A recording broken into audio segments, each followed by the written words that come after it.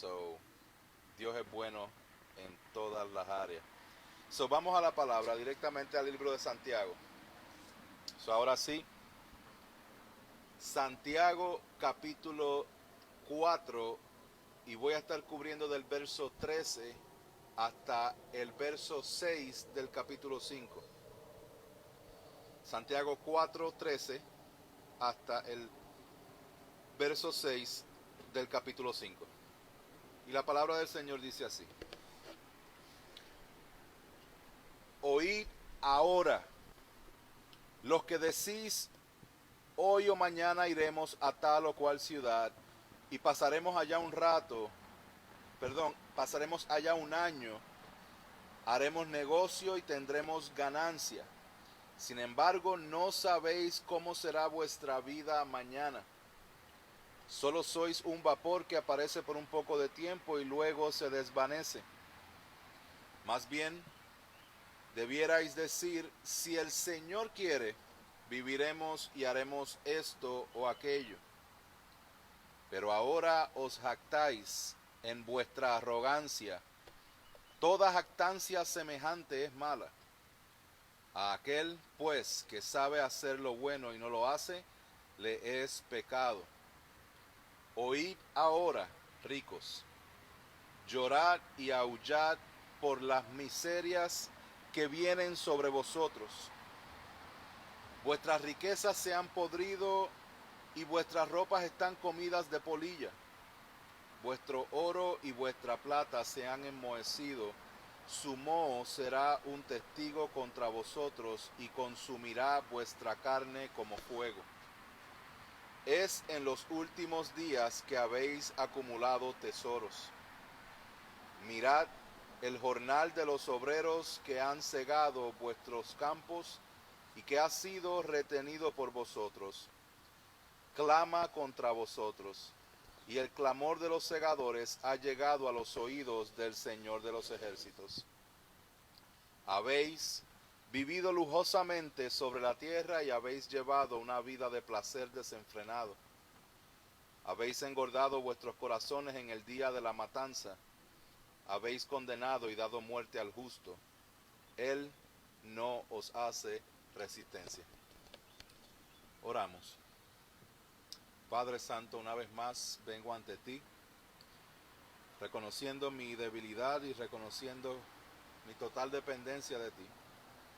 Te pido, Espíritu Santo, que tú nos hables, nos transformes, nos retes y nos guíes al Señor Jesús. Te pido que dirijas mis palabras, que mis palabras, Señor, sean las tuyas. En el nombre de Jesús. Amén. Amén y amén.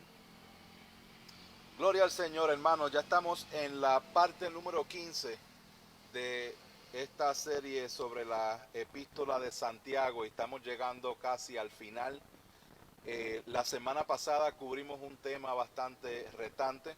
Esta epístola de Santiago ha sido una epístola donde hemos recibido algunos jalones de oreja, por decirlo de esa forma, de parte del Señor Jesucristo, ya que Santiago pues predica las enseñanzas de Cristo.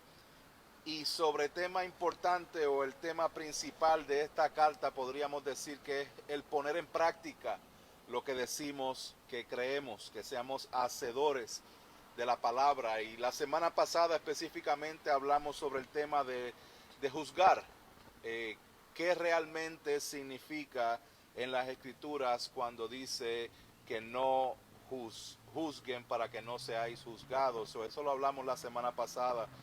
Y el día de hoy, tratando de cubrir ciertas áreas del libro de Santiago, sucede algo interesante, y es que vamos a ver es como un mandato, es como una exclamación en la cual pone énfasis en este primer verso que dice en la versión de la Biblia de las Américas, dice, oíd ahora, en la nueva versión internacional dice, ahora escuchen, ahora escuchen. Y Santiago hace este énfasis y pone esta frase para decir algo de suma importancia. Y es la misma frase que utiliza en el verso 1 del capítulo 5. Es por eso que este mensaje va a ser una unión del capítulo 4, los últimos versos del capítulo 4, junto con los primeros versos del capítulo 5. Es como si pudiéramos decir una misma unidad. Les recuerdo, hermanos, que los capítulos, los números de los versículos, esa parte no es inspirada, esa parte fue añadida cientos de años después para facilitar el proceso de buscar una escritura, pero no necesariamente significa que lo que es la palabra de Dios, ese mismo poder de la palabra de Dios está en los números que están en los capítulos y versículos. So, vamos al capítulo 4, verso 13, hasta el capítulo 5, verso 6. Y esta primera parte del capítulo 4, del verso 13 al 17, que es donde termina el capítulo 4, quiero ponerle el título de Ahora escuchen los autosuficientes. Esta parte habla específicamente de lo que es la autosuficiencia, el creernos autosuficientes o el querer hacer las cosas por nosotros mismos. Dice, oíd ahora, los que decid, hoy o mañana iremos a tal o cual ciudad y pasaremos allá un año. Haremos negocio y tendremos ganancia. Aquí está Santiago exponiendo a las personas que planifican, que tienen su mirada en lo que van a hacer hoy, lo que van a hacer mañana, lo que van a hacer de aquí a un año. Y lo hacen con un enfoque totalmente equivocado para la gloria no de Dios, pero para la gloria del hombre. Y a esto es que Santiago hace un énfasis bien grande y básicamente grita, escuchen lo que les voy a decir. Escuchen. Esta persona que dice hoy o mañana, y estoy en el verso 13, dice hoy o mañana. Esta persona es la que piensa que el futuro de ella misma pertenece a él. Es una persona que piensa que está en control de su futuro. Es la que dice, yo decido mi futuro a corto plazo.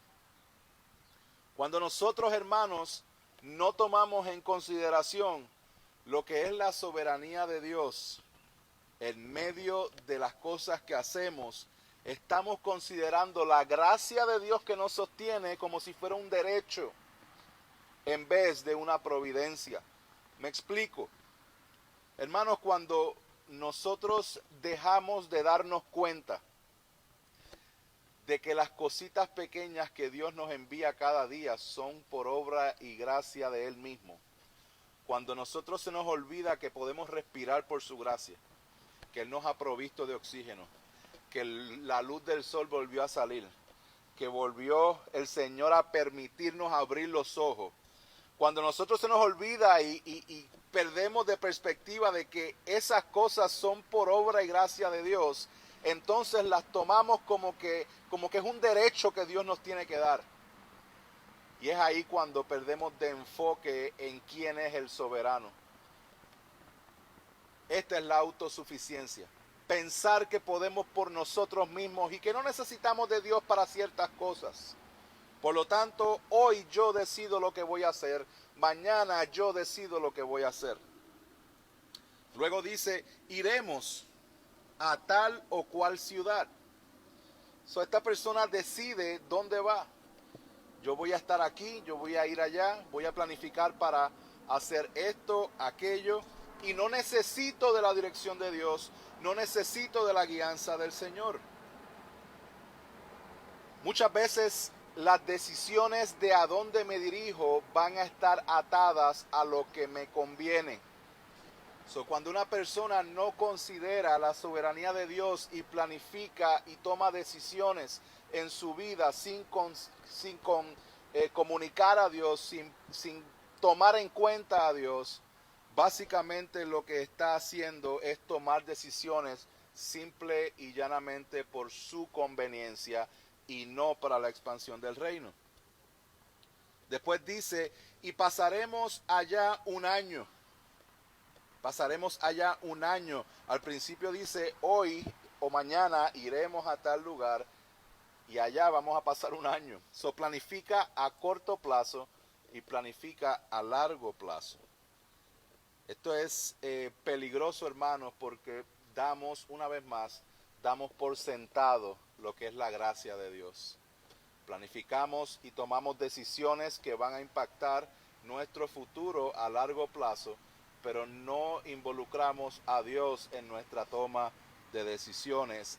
A estos Santiago está diciendo, escuchen, escuchen. Luego dice, y tendremos ganancia. El verso 13 termina diciendo, tendremos ganancia. El propósito por el cual planifica, el propósito por el cual toma decisiones sin consultar con Dios, el propósito de tomar decisiones a corto y a largo plazo, aquí lo vemos, es el tener ganancias. Hermanos, esto nos toca a cada uno de nosotros. Porque difícilmente pudiéramos decir que nosotros llegamos a este país o llegamos a este sitio buscando cumplir la voluntad de Dios en todas las cosas. No, vinimos persiguiendo otras cosas, vinimos persiguiendo ganancias, vinimos persiguiendo trabajos, vinimos persiguiendo educación, vinimos persiguiendo un mejor estilo de vida, vinimos persiguiendo lo que mucha gente conoce el día de hoy como el sueño americano. Y muchas veces cuando nosotros estamos persiguiendo el sueño americano, tenemos que automáticamente dejar al lado el sueño de Dios para nuestras vidas. Quiero clarificar algo aquí, porque cuando estoy diciendo que no consultamos con Dios en la planificación, no estoy diciendo que Dios va a usar todas las cosas para su gloria. Les doy mi ejemplo. Yo no vine a Charlotte buscando hacer la voluntad de Dios. Yo vine a Charlotte ignorando que Dios me estaba guardando, que Dios me estaba llamando y que Dios estaba permitiendo una serie de cosas en mi vida para entonces Él obrar de una forma en la cual me posiciona en el día de hoy donde estoy. Sí, Dios permitió todas esas decisiones y Dios permitió todas estas cosas que yo planifiqué sin Él y Él las tornó para su gloria. Yo sí vine buscando un sueño americano, pero la realidad es que Dios pisó ese sueño e implantó el sueño de la expansión del reino de Dios en mi corazón para este lugar y para este sitio, para mi vida, para mi familia.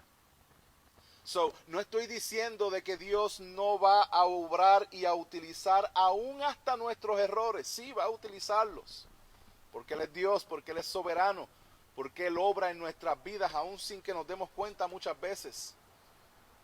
Lo que estoy hablando, hermanos, es que si usted se llama creyente, como Santiago le está hablando a creyentes, la pregunta clave de lo que le estoy haciendo es, ¿tomamos a Dios en cuenta cuando tomamos decisiones en nuestra vida?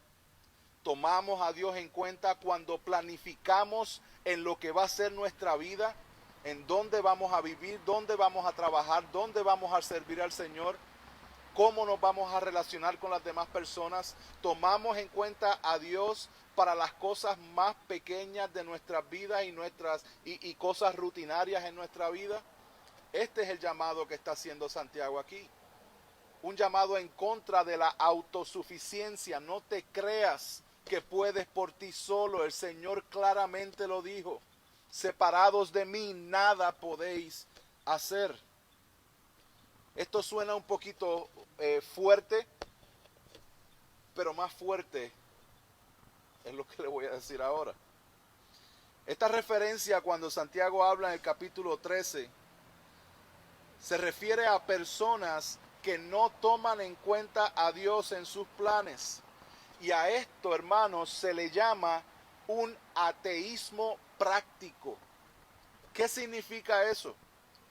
Un ateísmo práctico se trata de una forma de actuar en la cual, aunque no se niega la existencia de Dios, se considera implícita o explícitamente nula la influencia que Dios tiene en nuestra vida cotidiana. Por tanto, el ateo práctico vive como si no existiera Dios o valor religioso. ¿Cuál es el tema principal de Santiago? Que seamos hacedores de la palabra, que lo que creemos lo pongamos en práctica. Y aquí estamos viendo un grupo de creyentes que está tomando decisiones y planificando su futuro sin considerar al Señor. Están tomando decisiones como si Dios no existiera. Están poniendo en práctica su vida como si Dios no existiera. Y aunque su boca dice que Dios existe, y aunque su boca dice que son cristianos, y aunque su boca dice que son y van a la iglesia, su práctica y su forma de vida no demuestra que Dios está en la planificación y la toma de decisiones de sus vidas. So, hermanos, nosotros vamos a encontrar esto. Personas que cualquier cosa que dicen, que uno habla, ellos dicen sí, amén. Saben y conocen el lenguaje cristiano de Dios te bendiga, amén, gloria a Dios, si Dios quiere. Utilizan todas estas cosas, pero no se ve una aplicación en sus vidas. Si nosotros decimos que Dios existe, pero vivimos como si no existiera, realmente estamos aplicando un ateísmo práctico en nuestra vida. Por eso es que tenemos que tener mucho cuidado. Recordemos el mensaje principal de esta carta. Santiago 1:22 dice, ser hacedores de la palabra y no solamente oidores que se engañan a sí mismos. Capítulo 2, verso 17 dice, así también la fe por sí misma, si no tiene obras, está muerta. Capítulo 3, verso 13, ¿quién es sabio y entendido entre vosotros? Que muestre por su buena conducta sus obras en mansedumbre de sabiduría. Verso 14, Santiago 4:14. Santiago continúa diciendo, sin embargo, no sabéis cómo será vuestra vida mañana. Solo sois un vapor que aparece por un poco de tiempo y luego se desvanece. Hermanos, cuando nosotros planificamos y tomamos decisiones en nuestra vida sin consultar con Dios, estamos olvidando la fragilidad de la vida. Y muchas veces somos recordados de la fragilidad de la vida cuando un ser querido muere o cuando una persona cercana a nosotros parte de este mundo. Una vez más somos recordados de lo frágil que es la vida. Usted puede trabajar en un sitio por años, por décadas, puede estudiar y hacer lo que sea, pero en cuestión de un segundo las cosas pueden cambiar para siempre. Cuando nosotros no tomamos en cuenta a Dios, nosotros olvidamos la fragilidad de la vida. La palabra describe la vida como una sombra. Lo vemos en Job, lo vemos en los Salmos. También la describe como un suspiro. La describe como una nube. La describe como una flor del campo.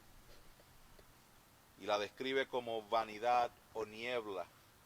Nuestra vida, hermanos, es pasajera. Nuestro tiempo aquí en la tierra no es eterno. Y nosotros vamos en dirección a nuestro encuentro con el Señor, a ser juzgados por Dios. Y es interesante y es irónico el que nos llamemos cristianos, pero no estemos pensando en el momento que es seguro para nosotros y para todo el mundo, lo que es la muerte, el momento de nosotros estar delante de la presencia de Dios. ¿Qué es lo que nos justifica? ¿Cuál va a ser nuestra historia cuando estemos delante de Dios? Proverbios 27:1 dice, no te jactes del día de mañana, porque no sabes qué traerá el día. En el capítulo 12 del libro de Lucas vemos una historia bien interesante, donde habían unas personas que se estaban discutiendo una herencia y van y le preguntan al Señor Jesús sobre esto. Y el Señor Jesús les contesta diciendo, ¿quién me ha puesto por juez o árbitro sobre ustedes? Y les dijo, estar atentos y guardaos de toda forma de avaricia, porque aun cuando alguien tenga abundancia, su vida no consiste en los bienes, en sus bienes. También les refirió una parábola diciendo, la tierra de cierto hombre rico había producido mucho, y pensaba dentro de sí, ¿qué haré, ya que no tengo dónde almacenar mis cosechas? Entonces dijo, esto haré, derribaré mis graneros y edificaré otros más grandes, y allí almacenaré todo mi grano y mis bienes, y diré a mi alma, alma, tienes muchos bienes depositados para muchos años, descansa, come, bebe, diviértete. Pero Dios le dijo, necio, esta misma noche te reclaman el alma, y ahora, ¿para quién será lo que has provisto? Así es el que acumula tesoro para sí y no es rico para con Dios. Continúa Santiago en el verso 15 y dice, nos da la respuesta de cómo es que debemos vivir, cómo es que debemos planificar y cómo debemos tomar decisiones. Dice, más bien, debierais decir, si el Señor quiere, viviremos y haremos esto o aquello. Si el Señor quiere.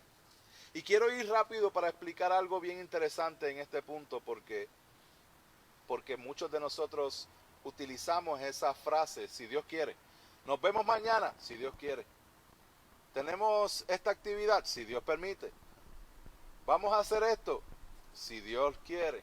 Y muchas veces utilizamos eso como parte de nuestro vocabulario y no está mal, o sea, no creo que sea algo que sea contrario, que sea malo.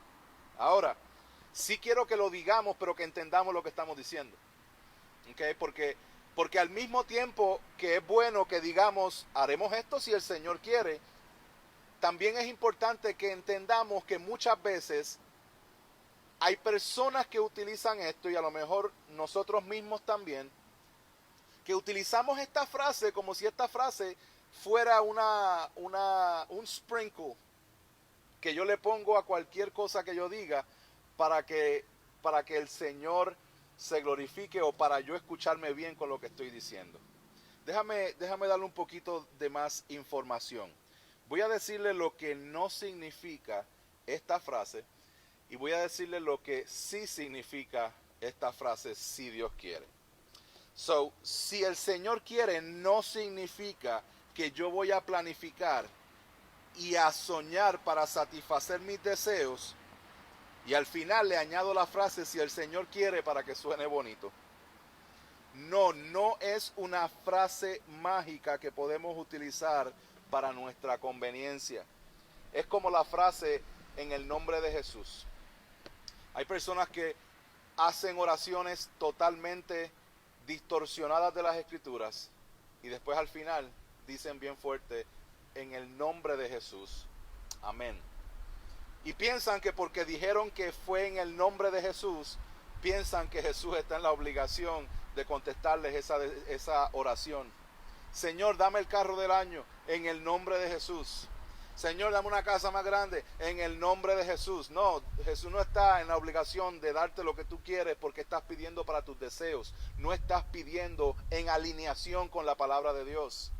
De la misma forma, nosotros a veces no tomamos en cuenta a Dios en nuestra planificación de nuestra vida, en la toma de decisiones de nuestra vida, y cuando vamos a arrancar decimos, si Dios quiere. Ese es el punto que les estoy trayendo. Cuando decimos si Dios quiere, no es simplemente una frasecita para añadirlo después de lo que planificamos, sino que cuando decimos que si Dios quiere, es porque hemos entendido y hemos estado alineados a lo que la palabra de Dios enseña, y entonces nosotros vamos a movernos en la dirección de lo que Dios quiere. Ejemplo, tengo una persona que está enferma y vamos a orar por la sanidad de esa persona porque entendemos que la palabra nos enseña que Dios es un Dios que puede hacer milagros de sanar a esa persona. Ahora, El hecho de que entendamos que Dios puede sanar a la persona no significa que Dios está en la obligación de sanarla porque yo le estoy pidiendo. No, porque esa enfermedad a lo mejor puede ser una provisión de Dios para cumplir el propósito que Él ha establecido. Nosotros oramos por la sanidad de esa persona, pero no le reclamamos a Dios que Él tiene que hacerlo, sino que reclamamos si Dios quiere. Que sea tu voluntad y no la mía. Sabemos que tú puedes sanar, sabemos que tú puedes hacerlo, pero que sea tu voluntad. Lo que sí significa si Dios quiere es planificar, tomar decisiones en nuestra vida y vivir alineados a la palabra de Dios, y las cosas que están fuera de nuestro alcance o entendimiento, que sea lo que Dios quiera.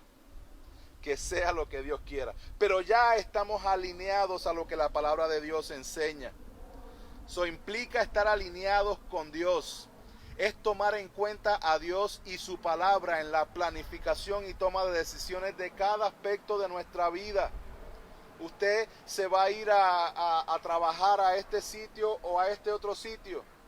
La palabra no le va a decir, váyase a este sitio o al otro. Pero sí la palabra le ha establecido a usted unas prioridades en su vida. Y a lo mejor usted puede preguntarse cuál trabajo va a poner en riesgo el que yo pueda cumplir las prioridades que Dios me ha dado en mi vida, con mi familia, con mi esposa, con mis hijos, con la iglesia. Ve, cuando nosotros tomamos decisiones, la contestación no va a estar tan en blanco y negro. Por eso es que nosotros vamos a la palabra, por eso es que buscamos consejo, por eso es que hablamos y compartimos para que podamos estar informados lo suficiente y alineados lo suficiente a la palabra de Dios para que al final podamos decir que se haga su voluntad. Si Dios quiere, esto va a pasar. Yo quiero ese trabajo, yo voy a evaluarlo de acuerdo a lo que Dios ha establecido en las Escrituras. Si no hay ninguna cosa que contradiga o ponga en riesgo lo que Dios ha establecido, yo hago mi parte, yo aplico, yo me preparo. Al fin del día, si me dan el trabajo o no, si Dios quiere. Si Dios quiere.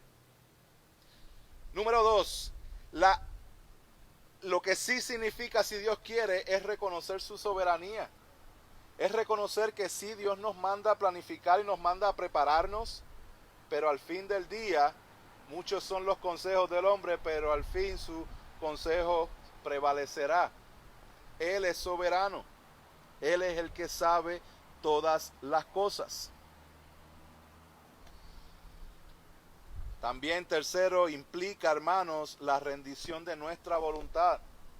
Es esa actitud que tuvo el Señor Jesucristo cuando le pidió al Señor: Padre, si es posible, pasa de mí esta copa, pero que no se haga mi voluntad, sino la tuya. Esta dinámica la vemos constantemente en el libro de Romanos, en Corintios, en Hebreos. Pedro la utiliza en sus cartas. Si Dios quiere, si Dios quiere. Voy a hacer esto o aquello, si Dios quiere. Pero el si Dios quiere reconoce la soberanía de Dios, reconoce que hay que rendirse a sus deseos y reconoce que tiene que estar alineado a la palabra. Verso 16 dice: pero ahora os jactáis en vuestra arrogancia, toda jactancia semejante es mala. ¿Qué es lo que Santiago está diciendo aquí? Que aquellos que estaban planificando y aquellos que estaban logrando cosas, también se estaban jactando de lo que estaban logrando. Y él dice: esto no es bueno, es malo. Esto es lo que sí podemos jactarnos. Y simplemente lo voy a leer, está en el libro de Jeremías. Usted y yo nos jactemos, si nos vamos a jactar, nos jactamos de esto que les voy a leer ahora. Santiago 9, versos 23 y 24. Perdón, Jeremías 9, este es el verso que quiero compartirles. Jeremías 9, 23 y 24 dice: así dijo Jehová, no se alabe el sabio en su sabiduría, ni en su valentía se alabe el valiente, ni el rico se alabe en sus riquezas. Mas alábese en esto el que se hubiera de alabar, Si te vas a alabar, alábate en esto. En entenderme y conocerme que yo soy Jehová, que hago misericordia, juicio y justicia en la tierra, porque estas cosas quiero, dice Jehová.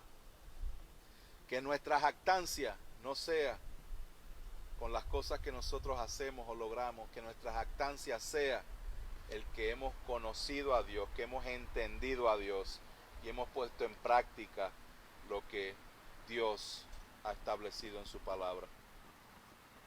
El verso 17 es un verso bien interesante. Tengo todos los nombres de la Biblia mezclados. Santiago 4:17, este es el último verso del capítulo 4 y dice: aquel pues que sabe hacer lo bueno y no lo hace, le es pecado. Esto es un verso de resumen que aparenta estar desconectado de lo que estábamos leyendo. El que sabe hacer lo bueno y no lo hace, le es pecado. Significa que los pecados de omisión son tan pecados como los pecados de comisión. Tú puedes pecar haciendo algo o puedes pecar al no hacer algo. Si hay algo bueno que puedes hacer pero no lo estás haciendo, es pecado. Si hay algo malo que haces, es pecado. Usualmente cuando dejamos de hacer algo bueno, abre la puerta para que hagamos algo malo. O sea que cuando cometemos pecado de omisión, prepara el terreno para el pecado de comisión. Un ejemplo sencillo, la palabra dice que si no alimentas la carne, alimentas el espíritu. Están en contra, en oposición. Si riegas para la carne, de la carne vas a cegar corrupción. Si riegas para el espíritu, vas a cegar vida eterna. So, cuando dejamos de orar, cuando dejamos de estudiar la palabra, cuando dejamos de buscar a Dios, automáticamente, cuando no lo estamos haciendo, es un pecado de omisión y prepara el camino para nosotros hacer un pecado de comisión. Cuando no estamos alimentando nuestro espíritu, automáticamente alimentamos nuestra carne. Y así pasamos al capítulo 5. Y aquí otra vez vuelve a decir el llamado de ahora escuchen. Y primero le habló a los autosuficientes, a los ateos prácticos, pero ahora le va a hablar a los ricos que están abusando de su poder. Dice: oíd ahora, ricos, llorad y aullad por las misericordias que vienen sobre vosotros. Vuestras riquezas se han podrido y vuestras ropas están comidas de polilla. Vuestro oro y vuestra plata se han enmohecido, su moho será un testigo contra vosotros y consumirá vuestra carne como fuego. Es en los últimos días que habéis acumulado tesoros. Aquí Santiago no está condenando a las personas por ser ricos. Está condenando a los ricos que tienen por Dios al dinero. Y eso es lo que está sucediendo aquí. Santiago condena a los ricos por el mal uso de sus recursos. Estas personas estaban conectadas a la iglesia, estaban profesando ser creyentes, pero su verdadero Dios no era Jehová, el Rey y soberano, poderoso, Rey de todas las cosas. No, ese no era su Dios era el dinero. Mateo 6, parte del Sermón del Monte, y vemos como Santiago y el Sermón del Monte siguen conectándose. Santiago 6, 19 al 21 dice: no os acumuléis tesoros en la tierra, donde la polilla y la herrumbe destruyen, y donde ladrones penetran y roban, sino acumulaos tesoros en el cielo, donde ni la polilla ni la herrumbe destruyen, y donde ladrones no penetran ni roban, porque donde esté tu tesoro, allí estará también tu corazón. Allí estará tu corazón. Hermanos, otra vez, Dios no condena al rico, Dios condena al rico que tiene como Dios al dinero. Un poco más adelante dice en el verso 3, es en los últimos días que habéis acumulado tesoros. Cuando Santiago habla de los últimos días aquí al rico, lo que está diciendo es que el rico está viviendo, el rico que tiene que mal usa sus recursos y que tiene al dinero como Dios, está viviendo de una forma como si Cristo no fuera a regresar. Y les recuerdo que la palabra nos enseña que Cristo viene de nuevo. Cristo viene de nuevo por su iglesia. Y cuando habla de los últimos días, las escrituras hablan de los últimos días, de los últimos tiempos. Estos últimos tiempos o estos últimos días hacen referencia al tiempo entre la primera venida de Cristo y la segunda venida de Cristo. Lo cual significa que ahora mismo estamos en los últimos días. No porque el COVID nos lo dijo, no porque vivimos en tiempos difíciles, no, sabemos que estamos en los últimos días porque los últimos días son el tiempo entre la primera y segunda venida de Cristo. Verso 4 al 6 dice, mirad el jornal de los obreros que han cegado vuestros campos y que han sido retenidos por vosotros. Clama contra vosotros y el clamor de los segadores ha llegado a los oídos del Señor de los ejércitos. Habéis vivido lujosamente sobre la tierra y habéis llevado una vida de placer desenfrenado. Habéis engordado vuestros corazones en el día de la matanza, habéis condenado y dado muerte al justo. Él no os hace resistencia. Estos ricos, hermanos, en su mayoría eran ricos debido a la opresión que estaban llevando a cabo sobre las personas que trabajaban para ellos. Cualquier parecido con el día de hoy es mera coincidencia, y lo digo de forma sarcástica. La práctica de abusar y de oprimir a las personas que tienen un nivel más bajo que nosotros es pecado, es contrario a la voluntad de Dios y es una práctica prohibida en el Antiguo Testamento, lo vemos en Levítico 19 y en Deuteronomio 24. Esa dinámica de que el opresor proviene de un ambiente cristiano, de un ambiente donde el evangelio es claramente, es algo contrario, hermanos. No crea esa mentira. Cuando hablamos de un opresor, cuando hablamos de una persona que mal usa el poder, estamos hablando de una persona que no es hijo de Dios, es hijo del diablo. Este tipo de conducta es condenable, este tipo de conducta no es una conducta que agrada a Dios, por lo cual es pecado.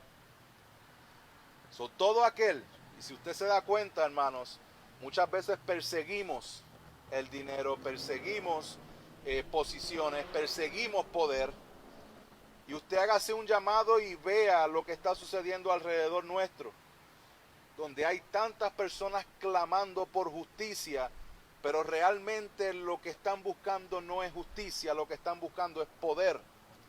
Y cuando el propósito final de una persona es el dinero o es el poder, su fin es camino de muerte. Cuando una persona tiene a Dios o tiene, al dinero como su Dios, esta persona pasa por un proceso. Por eso es que nosotros vemos personas que han alcanzado grandes riquezas, pero que terminan destruidos, terminan completamente perdidos. Y es por esto, porque pasan por un proceso en el cual el pecado los va cegando cada vez más.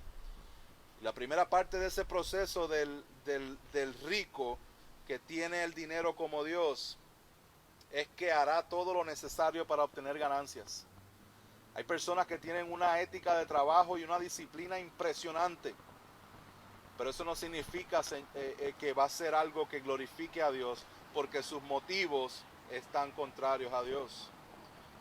Una vez que haga todo lo necesario para obtener ganancias, sus ganancias van a ir dirigidas a la satisfacción de sus deseos. ¿Cuál es el problema?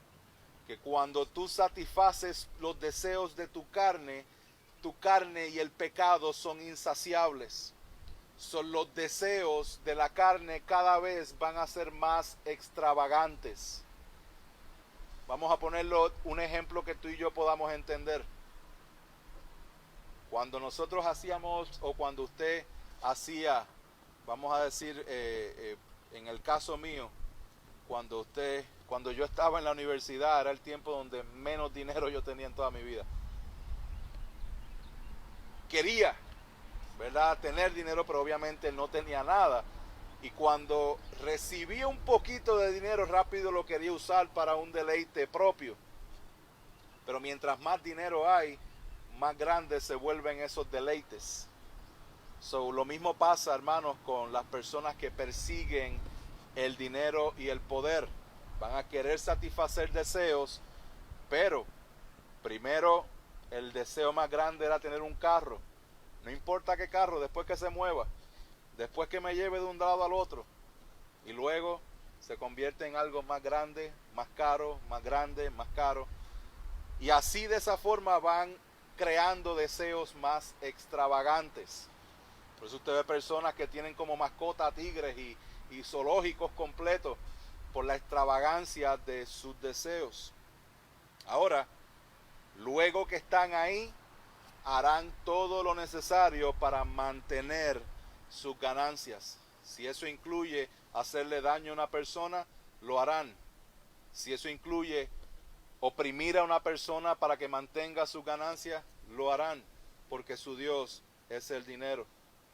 Hermanos, una vida en la cual no hay abnegación es una vida que eventualmente perderá el control en todas sus áreas. Vamos a cerrar este mensaje trayendo 2 puntos de aplicación. Si se dan cuenta, hablamos, o Santiago expone y le grita básicamente a los creyentes: escuchen ahora 2 áreas, la de la autosuficiencia y la de los ricos. Con respecto al primer punto, como aplicación para nosotros, primero arrepintámonos de nuestro ateísmo práctico y de nuestra autosuficiencia. Arrepintámonos de nuestro ateísmo práctico. Pregunta, para que medites en lo siguiente: ¿en qué áreas de tu vida no estás tomando en cuenta a Dios? ¿En qué áreas de tu vida no estás tomando en cuenta a Dios? Consejo: cuídate de la tentación de igualar los deseos de la carne con los deseos del espíritu, pues estos son contrarios. Hermanos, la carne va a tratar, y el pecado va a tratar de convencerte de lo que la carne quiere es también lo que Dios quiere para ti. Por eso es que muchas veces utilizamos frases como esta: yo me lo merezco, yo me merezco esto y me merezco lo otro.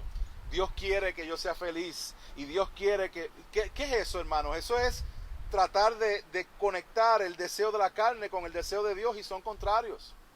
Cuando usted escucha a un predicador que lo que le ofrece es simplemente una bendición aquí y ahora, hermanos, huya de eso. Son enseñanzas contrarias a la Escritura. Por eso no se deje llevar por eso. Todo plan y toda cosa que nosotros persigamos con todo nuestro corazón, que no estemos contando con Dios, hermanos, estamos ignorando lo frágil que es nuestra vida. Y ahora te pregunto: ¿cuánto consideramos nosotros la fragilidad de nuestra vida? ¿Pensamos que vamos a seguir saludables el resto de nuestra vida? Si la salud se nos va el día de mañana, ¿seguiremos dando gloria a Dios?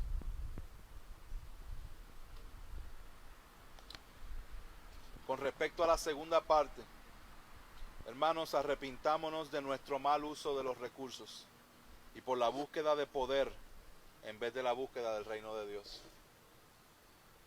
Usted podrá decir: pastor, pero la primera parte sí, yo puedo darme cuenta que hago cosas sin contar con Dios, y perdóname, Señor, por hacerlo.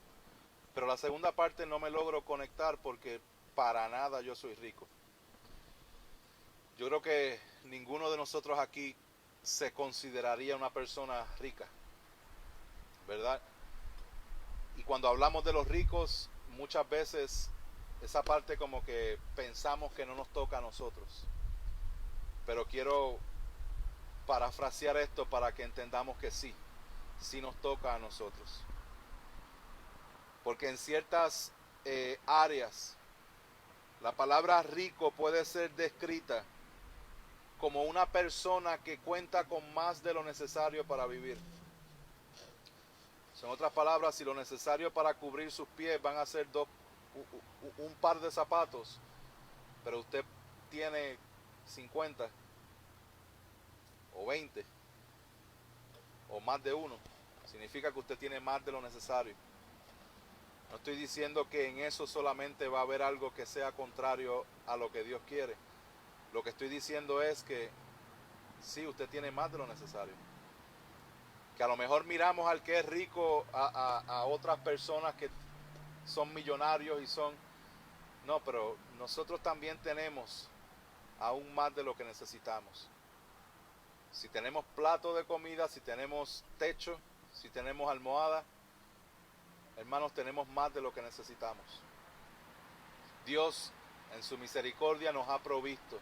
La pregunta es, ¿qué hacemos con lo que tenemos? La pregunta es, ¿cómo usamos nuestros recursos para bendecir a otros, para la expansión del reino de Dios?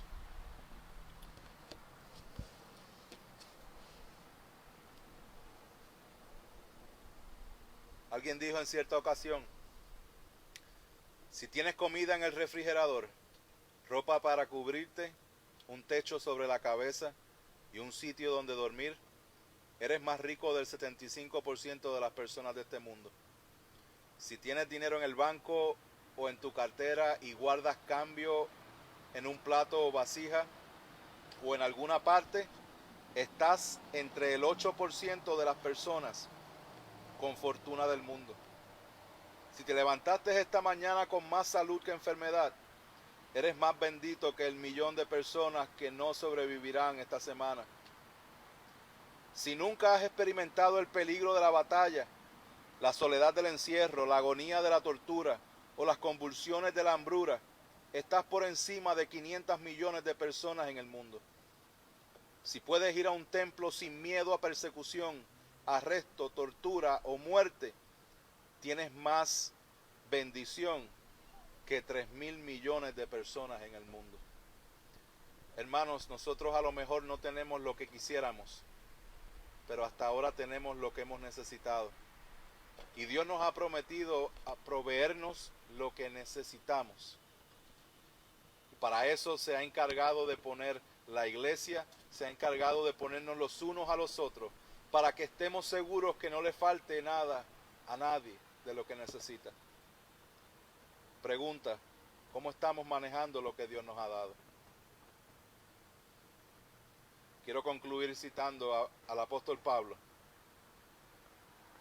Y ahora que evaluamos todo lo que tenemos, evaluamos cómo tomamos nuestras decisiones, quiero presentarle el caso de Pablo.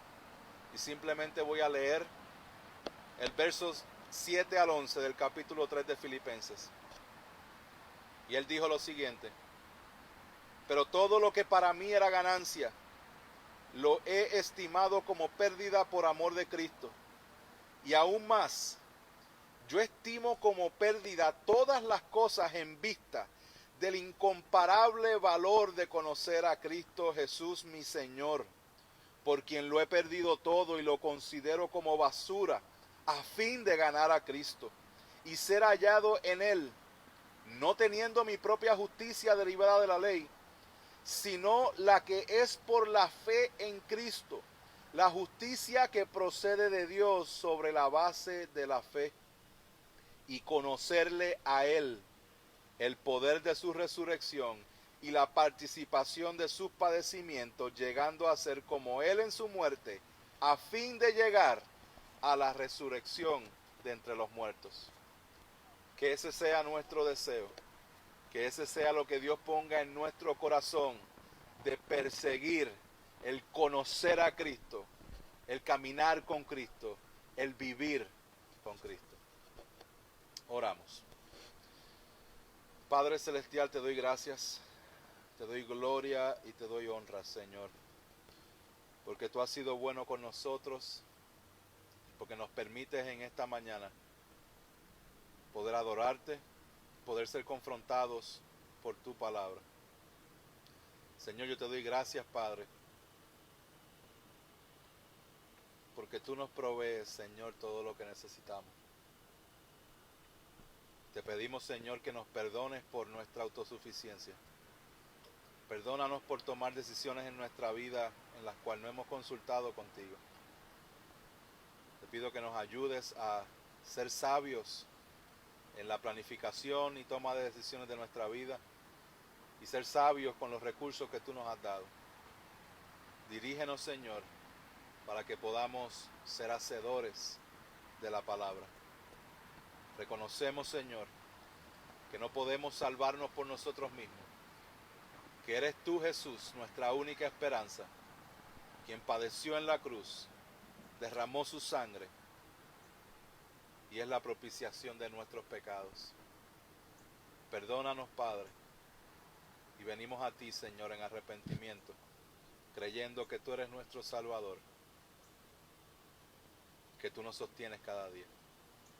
Gracias, Señor, en el nombre de Jesús. Amén y amén.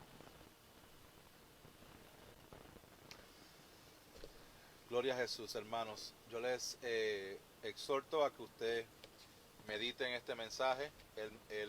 Las notas del mensaje fueron compartidas en la página de WhatsApp para que usted pueda meditar